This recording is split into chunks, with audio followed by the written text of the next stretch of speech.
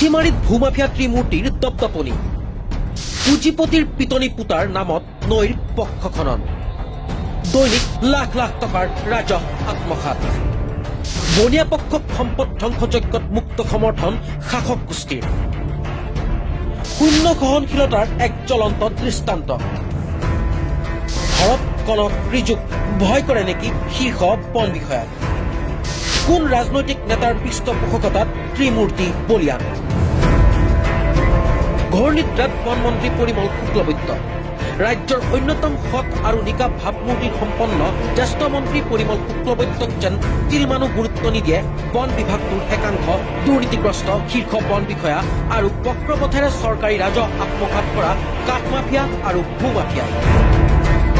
ৰাজ্যৰ বিয়াগুম বন বিভাগটোৱে বছৰি কোটি কোটি টকাৰ ৰাজহ চৰকাৰক যোগান ধৰিব পাৰে যদিও প্ৰকৃতাৰ্থত একাংশ দুৰ্নীতিগ্ৰস্ত বন বিষয়াই কোটি কোটি টকা আত্মসাত কৰি বন বিভাগটোক যেন ধ্বংসৰ গৰাহত প্ৰক্ষেপ কৰিছে বনমন্ত্ৰী শুক্লবৈদ্যৰ সৰলতাৰ সুযোগ লৈ একাংশই বন বিভাগটোক যেন সোণৰ কণী পৰা হাঁহলৈ পৰ্যবেক্ষিত কৰিছে ৰাজ্যৰ বিয়াগুম বন বিভাগটোৰ বনজ সম্পদ এনেদৰে লুণ্ঠন কৰি বক্ৰপথেৰে ধন চপোৱা এইসকল বন বিষয়া আৰু দুৰ্নীতিগ্ৰস্ত ঠিকাদাৰক চৰকাৰে লেকাম লগাব নোৱাৰাটো এক পৰিতাপৰ বিষয় শেহতীয়াকৈ ৰাফতাৰ 7 নিউজৰ এক ষ্ট্ৰিং অপাৰেশ্যনত পোহৰলৈ আহিছে উত্তৰ কামৰূপ বন সংমণ্ডলত সংঘটিত এক ভয়ানক দুৰ্নীতিৰ তথ্য বিষয় সন্দৰ্ভত আমাৰ সাংবাদিকে লাভ কৰা তথ্যই আপোনাৰো চকু কপালত তুলিব পুথিমাৰী নৈৰ পক্ষ খনন কৰি তিনিগৰাকী মাটি মাফিয়াই ভৰত কনক আৰু ৰিজুৱে এক বৃহৎ মাটি সিন্ডিকেট চলাই থকাৰ বিস্ফোৰক তথ্য পোহৰলৈ আহিছে উল্লেখ্য যে পুঁজিপতি আৰু বণিক গোষ্ঠীৰ পিটনি পুতাৰ নামত এই তিনিগৰাকী স্বঘোষিত মাটি মাফিয়াই বিগত বহু বছৰ ধৰি পুথিমাৰী কমলপুৰ বায়াতা অঞ্চলত উঠি ৰজা বহি ৰজা হৈ মাটিৰ বৃহৎ কলা ব্যৱসায় চলাই থকাৰ অভিযোগ উত্থাপন কৰিছে স্থানীয় একাংশ ৰাইজে পুথিমাৰী নৈৰ বক্ষ দিনে ৰাতিয়ে অবাধ গতিত খনন কৰি প্ৰায় 80ৰ পৰা 90খন ডাম্পাৰেৰে চালানবিহীনভাৱে মাটিৰ কলা ব্যৱসায় কৰাৰ এই দুষ্ট চক্ৰটোক যেন শীৰ্ষ বন বিষয়ায়ো ভয় কৰে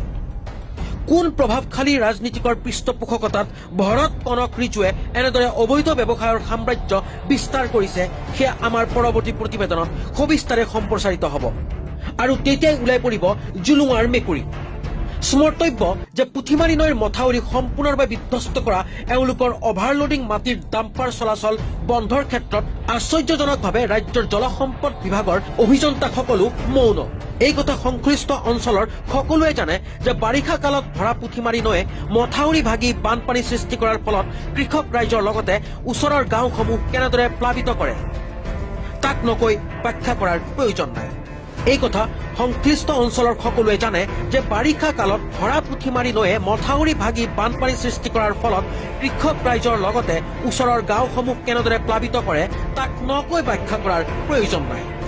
বিষয় সন্দৰ্ভত বনমন্ত্ৰী তথা সংশ্লিষ্ট বন বিষয়াই কি পদক্ষেপ হাতত লয় সেয়া পৰৱৰ্তী সময়ত হ'ব লক্ষণীয় নিউজ ডেস্ক ৰিপৰ্ট ৰাফতাৰ 7 নিউজ